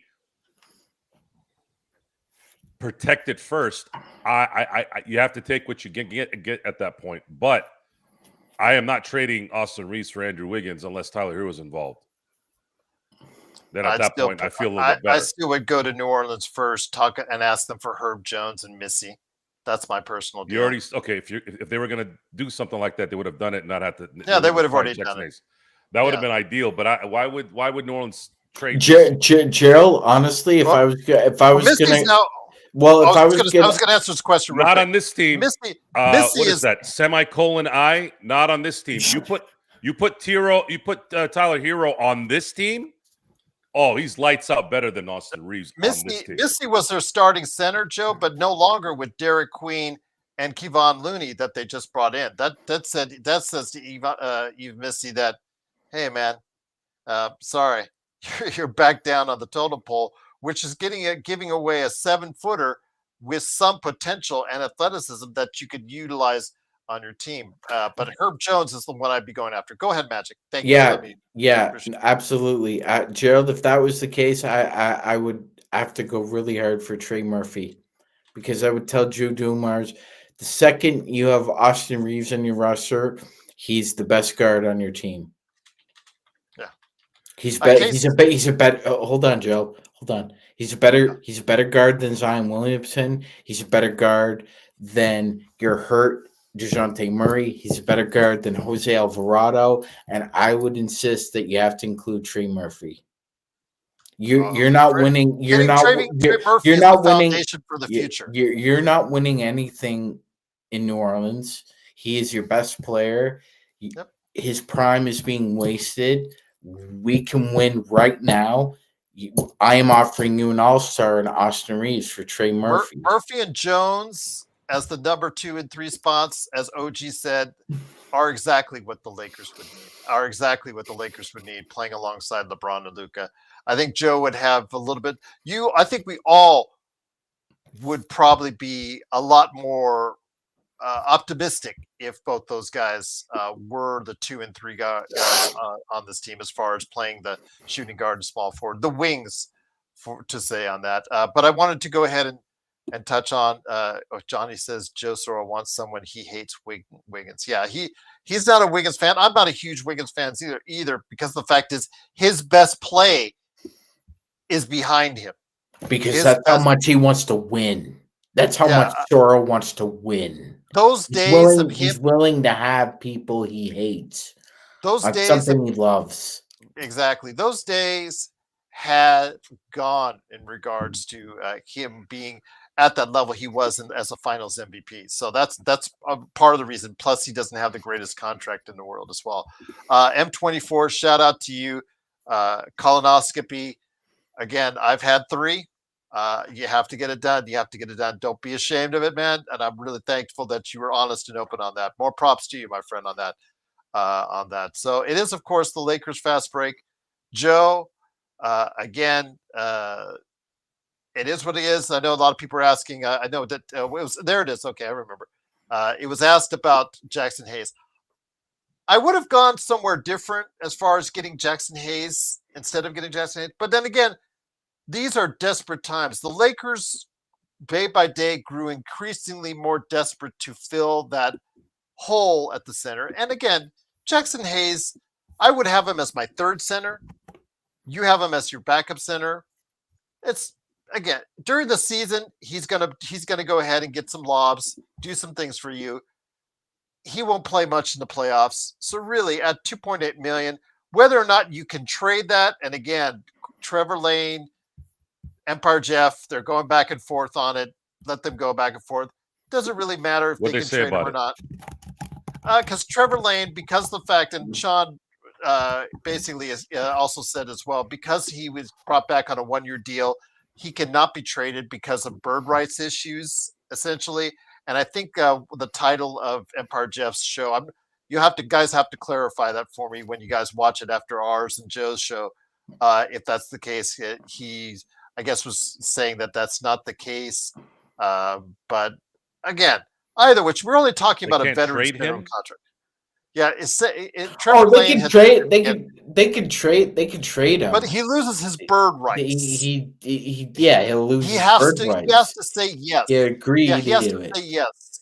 Yeah, he has to according to Trevor Lane, he has to say yes to the trade because in doing so, let's say Miami wants to trade for him or part of a deal to trade for him. He has to say yes to the trade because he'll lose his bird rights when he gets traded. This is Jaxson Hayes? Jaxson Hayes, mm-hmm. Yes. That sounds like a trade. That sounds like a trade clause. Yeah, again, the Empire Jeff regardless, we're talking about a veteran minimum player here. I don't think we should make a big deal about it. It was not just Empire Jeff or Trevor Lane. There was a lot of discussion on it. And I'm like, guys, he's a backup center on a veteran's minimum. How really important do we really need to spend time on this? The fact that we got him, it's someone that's going to fill up 10 to 15 minutes of time. Joe, there's language in contracts that say complicit and implicit no trade clauses. The only 2 complicit no trade clauses in the NBA are Bradley Beal and LeBron James. They are complicit. You cannot trade them. The other ones are implicit. The player could veto the trade because they don't want to give up the bird rights, but they could also agree to it. Mm-hmm. I guess there's a debate among the fans on Jaxson Hayes again. Whether you're disappointed to see him back or as prefaced by Empire Jeff show, right. He's back. He's going to fill up some minutes. He's a backup center. I don't know why people were going to make a big deal about it. There's the debunking the veto cause controversy that I think Jeff was trying to cover as well. But regardless, I think we need to focus on the fact that he fills a need. He at the minimum deal, it's again something that if you don't like it, he's gone out the door next summer. You can make changes. You've got a big cap space. and find better people going forward if it doesn't meet your needs right now, Joe. Yeah, the investment isn't too high, and he's continuity as well. I'm not upset that they brought him back. I just preferred to have, when you hear somebody like Al Horford is available and he can still play, those are the guys that we talk about that help make that locker room respectable, and Al has that ability. But Rob and the Lakers right now, if they want to make their lives a little easier on this last run with LeBron James, they're definitely going to need to add some perimeter help without giving up their main guys, unless they're getting a ridiculous amount of improvement in those positions. And while I'm talking about Miami and Wiggins and Tyler Hero, I'm also thinking, well, maybe we need to stay away from Miami because we haven't had a good experience with Miami whenever we've gone over there. Kendrick Nunn, Gabe Vincent have been absolute disgusting signings in LA. Some of the worst signings that I can remember as an LA Laker fan. So maybe the third time is not going to be the charm, unless the deal is so ridiculously our way, which I don't believe Pat Riley would allow anyways. Once again, it is the Lakers Fast Break. It is Joe Soro, who'll be coming up with his own show on the Joe Soro channel on YouTube in about 23 minutes, along with Sean Grice. Thank you so much again for joining us. Sean, before we head on out, because I know Joe's going to be on in 20 minutes, I'm just going to edit these shows, and I'll try to hop on there with you guys. I don't know if you're going with Joe, but if you do, I'm going to hop on here after I get my shows up on the air. But he invited me, so he's got no choice. Oh my God! Doesn't he usually regret inviting you? Aren't you a guy that, when you have the party and you come in with the kegger or you come in with the six pack, you just go? He has that look like, what did I do? What did I do? And then you just go ahead and you ham it up and you go right there. By the end of the night, you have the lampshade on just to piss him off. I would never do that in Joe's house. Oh, that's me. I forgot. I'm sorry. But go ahead, Sean. When it comes to the Lakers, again, I'm not satisfied with this roster fully. Mm-hmm. I think this is a okay roster. It's a decent roster. Mm-hmm. 45 to 47 wins is what I'm thinking that Vegas will target at. But I think there's room for more. I know that, again, Joe, there's going to be the happy day when Walter takes over and the Guggenheims take over and the changes will be made down the line. And I understand with Jeff that there's going to be that magical point in time in 27 when the Lakers have some cap space and they'll be able to go ahead and spend out in the open market. Those days, great. But you have Luka in great shape now. You have LeBron, however you think of him, still able to get you 25-5. Austin can get you 25-5. Now you have a center that, depending on if his mood hits him, can get you 20-10. That's the case. This is a team with some viable options. It just needs some tweaking to really make an imprint on where you can go with this team. And if things fall the right way, you never know what they can do in the playoffs. Yes, they need depth added on to the depth that they have now. Not over depth, like they're not overly depth. They're not an abundance of depth. My point is they need to somehow acquire talent that adds to what they have right now by relinquishing the dead weight. What Joe is saying is you need to find complementary depth. Because you have to make sure this next run, LeBron doesn't exceed 32 minutes a game. He can't. If he still plays 36 minutes a game, then he's going to be cooked by the end of the year. The other thing is, maybe a lot of the reasons why he's cooked at the end of games is, or the reason why he's been bad at the end of games, because he is cooked. Now, I'm throwing a little bit of a friendly bone there. That's not necessarily true, because even when he was at his heights, he still struggled at the end of games. He hit on sometimes, but he didn't hit on most times. That's just how LeBron is. My hope is JJ Redick comes into the season fully equipped in the mental part of this, that he is going to make sure he has plays ready for Luka Doncic in those games. If he keeps setting up plays for LeBron James, then I'm not going to really take anything this team is doing seriously this year. I'm just not. LeBron James has never been a consistent clutch player his entire career. He's not that guy. He is. He's got a legit argument of being probably the greatest 1 through 3 player, 1 quarter, 2 quarter, 3 quarter player in NBA history. You could argue that, but he's not a 4th quarter player on a consistent basis, and he's definitely not a last 2-3 minute player. He's come through in those times here and there, but it's never not the same thing. It's not the same thing, right? And the worse he gets in terms of his age, it's not going to get any better. So you have a guy that has a clutch gene. Please start getting the damn ball to Luka Doncic so he can make those plays. Stop giving the ball to LeBron. Have LeBron be the decoy, if he is a decoy. Let somebody else inbound the ball. Maybe Deandre Ayton can inbound the ball really well. I haven't paid attention to how he inbounds the ball, but he is 7 feet tall. He has long arms. Maybe he can develop. Maybe that's something you guys work on this summer. How about that? Can we do that? Have Deandre Ayton, with his height, with his arms, be able to get the ball in to the damn freaking half. He's not a bad passer, Joe, although he has a tendency for work on the deficiencies. Yeah. Work on the deficiencies. And the second Vanderbilt fumbles the ball under the basket by himself with his long arms and tall stature, get his ass to the bench and never play him again. And I'll tell you this, if Rob somehow finds a way to trade him this summer for a packet of cigarettes, I will not say a negative thing about Rob. That's even including if he doesn't add anybody else to the roster. So there's 2 things that Rob needs to do this summer. Number 1, get somebody else in here that can actually get to the basket and shoot the ball to help LeBron sit for 16 minutes a game. Either do that or get rid of Vanderbilt, and then you've got my blessings for the year no matter what happens. So because with that, I can't, and this is the thing that my brain is just, it doesn't compute with some of the people that like the Vanderbilts.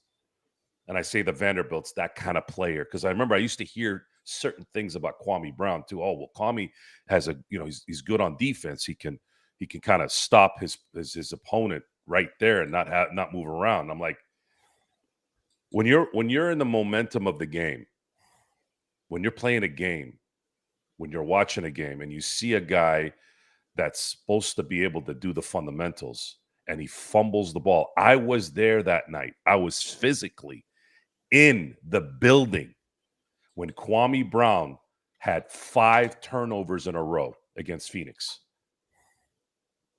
5 in a row. It was one of the worst experiences in a sporting event I've ever had. And what that does to the psyche of a basketball team, that is more of a detriment than, oh, well, they're 14-8 with Vanderbilt on the team. Okay, he's 14-8 between February 1 and March 21st. Great. That's great. That's nice. Where the hell was Vanderbilt in the last 2 playoff series? I'll tell you where he was. He was sucking ass, or he was on the he was sitting on the chair. And I don't care if you've coached. I don't care if you're an NBA player. I don't care if you're an NBA coach. I don't care if you're Don Nelson. I don't give a shit who you are. You want to come sit here and tell me that Jared Vanderbilt can do what you guys think he's doing? Then I'll tell you to your face, you guys are out of your freaking mind. Because the proof is in the pudding. It's 4-1, 4-1, 4-0 the last 3 mother effing playoff series. That is my credibility. That is my backup. 2 playoff wins in the last 3 playoff series. 3. Nick T, you're conveniently forgetting what happened the night before. That's less than 1 win in a series. Less than 1. That means when you look at the percentages, it's 0.8, 7. You haven't even won a damn game on the average in the last 3 series. That is my credibility. That's what I can check mark. No matter what you think, say, do, hover around, doing whatever it is that you do, That is my backup. Results. In this world, there's only one thing that matters. When you're in a marriage, what is the number one thing in a marriage? Results. What happens at work? What is the number one thing at work? Making sure your clients get the results. You guys getting where I'm going with this? Yes. Okay. Now you guys have seen what's going on in the world, right? You know what? Yes. You know why that is? Lack of results. I'm just going to say this. Yes, Nick T. He did get that last second tip in shot. Who's talking smack? Nick T. Oh, wow. How But, we hold on, forget again, let the me just say Indiana this. game? What happened the night before in Chicago? I bet LeBron if you ask James is better than LeBron, Tim Duncan. if you ask LeBron what is the worst minute of your career, and he's going to go right to that Chicago game as the worst 1 minute of his career. I've never seen LeBron look as inept as a basketball player in that span of a minute. Was it 90 seconds? Wasn't It was less. around 90 seconds, yeah. Around 90 seconds in Chicago. And I hopefully will never see that again from one of the greatest basketball players of all time. But yes, that was not a shining moment where there was 3 mistakes in a row, back to back to back from LeBron. And missed rotation, 3-point shot, inbound pass stolen, 3-point shot, missed rotation, 2-point shot. He gave up 8 points in about a minute. Yes, absolutely. And Josh Giddey, yes, as Xbox will tell you, looked like a hero there. Oh yeah, Gerald, the hero of Midway. Meanwhile, that game cost the Chicago Bulls a coin flip that would have gotten them the first pick in the draft, and they would have gotten Cooper Flag. But everybody in Chicago enjoyed the Giddey half-court shot. It did. Yeah, that's correct. It did. It did. Well, Chicago has to blame LeBron now for missing out on Cooper Flag. Yes. Yes. Yes. Yes. Yes. Yes. That's what you get, Reinsdorf, on your way out. Yes. Because they would have vaulted right to the number 1 pick. Absolutely, they would have. But again, it is what it is. And they haven't. The thing is, they value Josh Giddey so much, they're letting him. They're going to sign him, but they're letting him just sit out there as a restricted free agent, not making him feel good at all. But again, he'll acquiesce because no one else can sign him to a big fat contract. And Xbox, yeah, I think he'll stay a Chicago Bull because I know he's a big favorite of yours, but we'll see. Nick T said LeBron got that phone call to blow that game. Could have been. We'll see. We'll see if there's a federal investigation 2 years down the line. And there you go. Alan said if the pick wasn't ordained to Dallas. Are you suggesting frozen envelope like we do about the Knicks? Then there you go. Because they already did that with the Bulls once. Mm-hmm. So Xbox says yes, Giddey is the ladies' man. Well, it depends how old the ladies are, but need I digress on Excuse that? me? Because Xbox loves Giddey. What's this Diddy crap that's on the chat? Giddy, not Diddy. I'm reading Diddy. Oh, Joe Diddy. JSJ is calling you Joe Diddy. Okay. I'm seeing the chat now. So open mouth breathing Diddy. Anyways, never trust. Joe. Never trust an open mouth breather. Never. Been saying that for 30 years. Don't trust that guy. Never did. Okay. For more of that scintillating observation, Gerald, before we head on out, I just wanted to say today we lost Michael Madsen.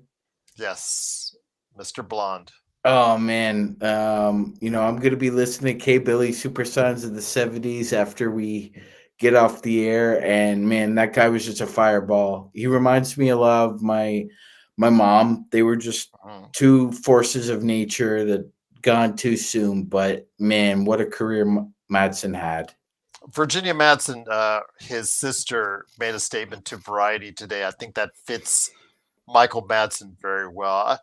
As Michael Madsen himself put it, he was a leading actor in a villain's body, I think, or something. He said, paraphrasing something like that, but I think it fits to a T, because he felt like it could have been something more had a couple things worked out. But his career was still strong, still good.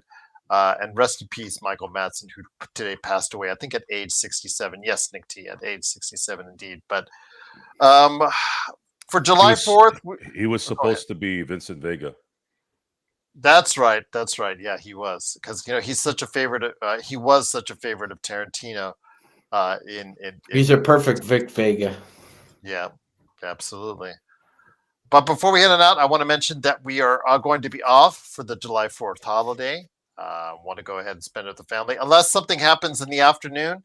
If there's breaking news, then obviously we'll pop on to go ahead and do it for you. But I do want to say our next day, regular scheduled day, is Saturday, because the Lakers start the California Classic. It's at 3:30 p.m. I'll have it up for you guys on playback.tv/Lakers Fast Break. That's playback.tv/Lakers Fast Break.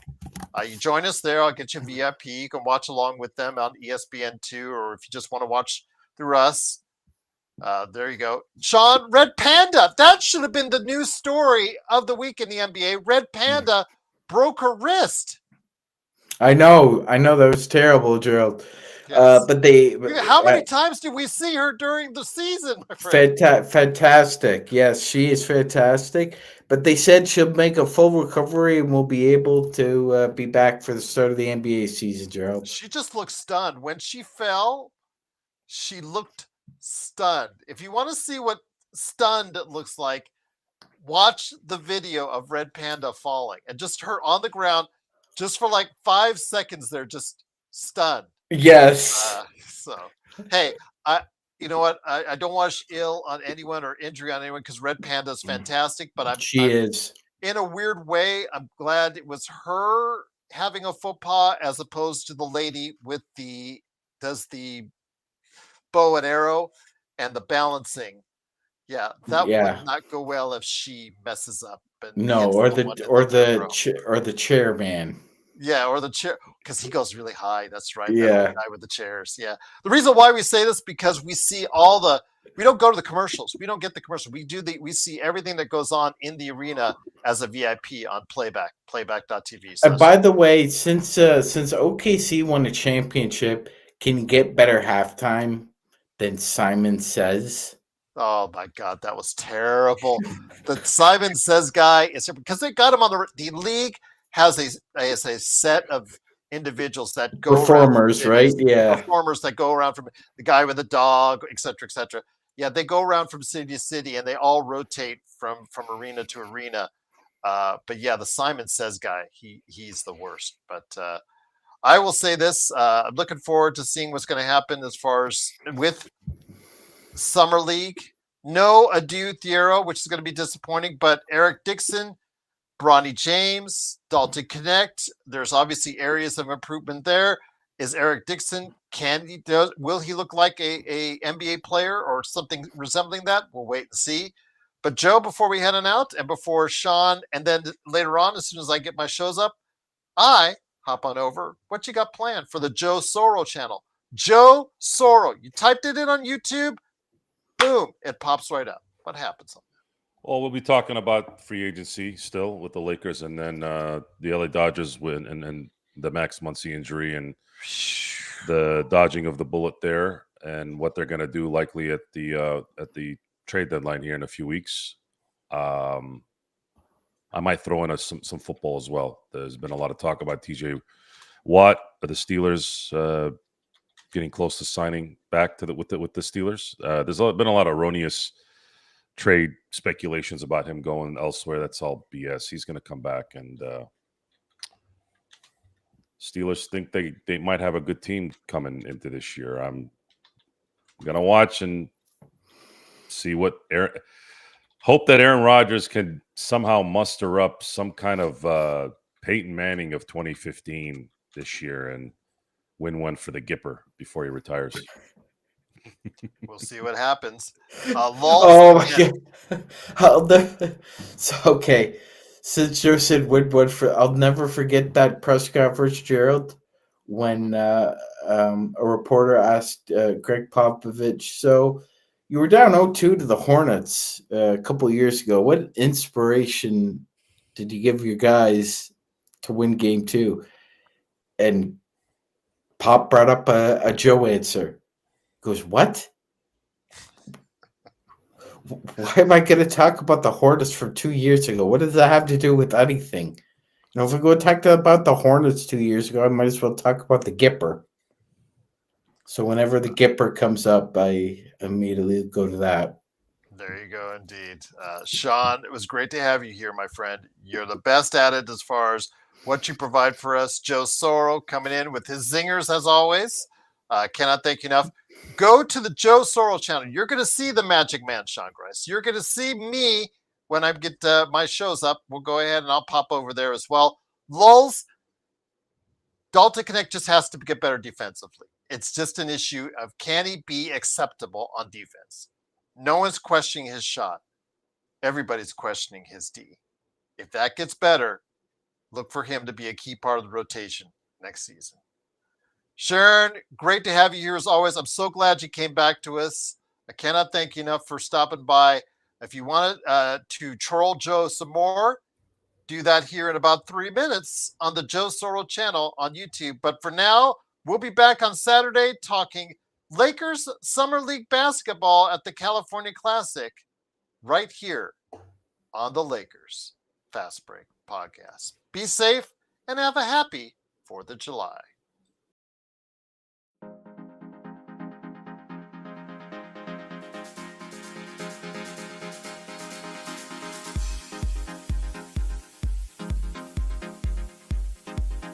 What do you have for dessert on 4th of July? For us, cookies, s'mores, and maybe a chocolate cream pie. Although apple pie is usually the American tradition, but chocolate cream is better.